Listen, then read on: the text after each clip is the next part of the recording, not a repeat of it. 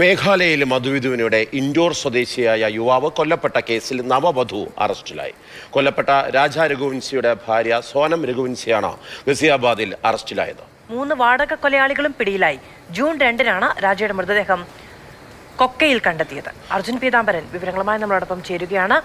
അർജുൻ, വളരെ ഞെട്ടിപ്പിക്കുന്ന ഒരു കൊലപാതകവുമാണ്, അതിൻ്റെ കഥകളുമാണ് പുറത്തേക്ക് വന്നത്.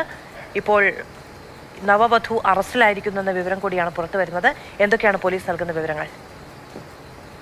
ഈ കൊലപാതകത്തിന്റെ മോട്ടീവ് എന്താണ്, ഉദ്ദേശം എന്താണ് എന്നുള്ള കാര്യം ഇതുവരെയും വ്യക്തമായിട്ടില്ല. അതുമായി ബന്ധപ്പെട്ടുള്ള കാര്യങ്ങൾ പോലീസ് നിലവിൽ പിടിയിലായിട്ടുള്ള പ്രതികളെ വിശദമായി ചോദ്യം ചെയ്ത് മനസ്സിലാക്കിക്കൊണ്ടിരിക്കുകയാണ്. ജൂൺ 2-ാം തീയതിയായിരുന്നു ഈ രാജ രഘുവൻസി എന്ന് പറയുന്ന വ്യക്തിയുടെ മൃതദേഹം മേഘാലയയിലെ സോഹറയിലുള്ള ഒരു കൊക്കയിൽ നിന്നും കണ്ടെത്തിയത്. ആ മൃതശരീരത്തിൽ ചില സ്വർണ്ണാഭരണങ്ങളെല്ലാം തന്നെ കാണാതായിരുന്നു. പിന്നീടാണ് ചില ദുരൂഹതകൾ സംശയിച്ച് വലിയ രീതിയിൽ ഷില്ലോങ് പോലീസ് അന്വേഷണം ആരംഭിച്ചത്. അതിൽ 4 പേരെ ഇതിനോടകം തന്നെ പോലീസ് അറസ്റ്റ് ചെയ്തിട്ടുണ്ട്. 3 പേർ വാടക കൊലയാളികളാണ്.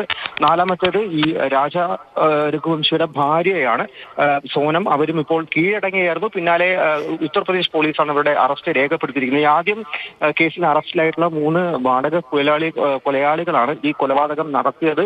സോനം പറഞ്ഞതാണ് എന്നുള്ള ഒരു മൊഴി പോലീസ് നൽകിയതും പിന്നീടായിരുന്നു സോനത്തിലേക്ക് കൂടി അന്വേഷണം വ്യാപിപ്പിച്ച് പോലീസ് അവർക്ക് വേണ്ടിയുള്ള തിരച്ചിൽ ആരംഭിച്ചതും. ഇന്ന് രാവിലെ അവർ ഗാസിയാബാദിലെത്തി കീഴടങ്ങിയിട്ടുമുള്ളത്. പക്ഷേ മറ്റൊരു വാദമാണ് സോനത്തിന്റെ കുടുംബം ഇപ്പോൾ മുന്നോട്ട് വെക്കുന്നത്. ഇത് കെട്ടിച്ചമച്ച കേസാണ് എന്നുള്ള കാര്യവും മേഘാലയ പോലീസ് കളവ് പറയാണ് തുടങ്ങിയിട്ടുള്ള ആരോപണങ്ങൾ വയ്ക്കുന്നു. ഒപ്പം തന്നെ കുറ്റമറ്റ രീതിയിൽ ഇതിന്റെ സത്യാവസ്ഥ പുറത്തു വരാൻ വേണ്ടി CBI ഈ കേസ് അന്വേഷിക്കണമെന്നുള്ള കാര്യം ഈ സോനത്തിന്റെ അച്ഛൻ ഇപ്പോൾ വ്യക്തമാക്കുന്നുണ്ട്.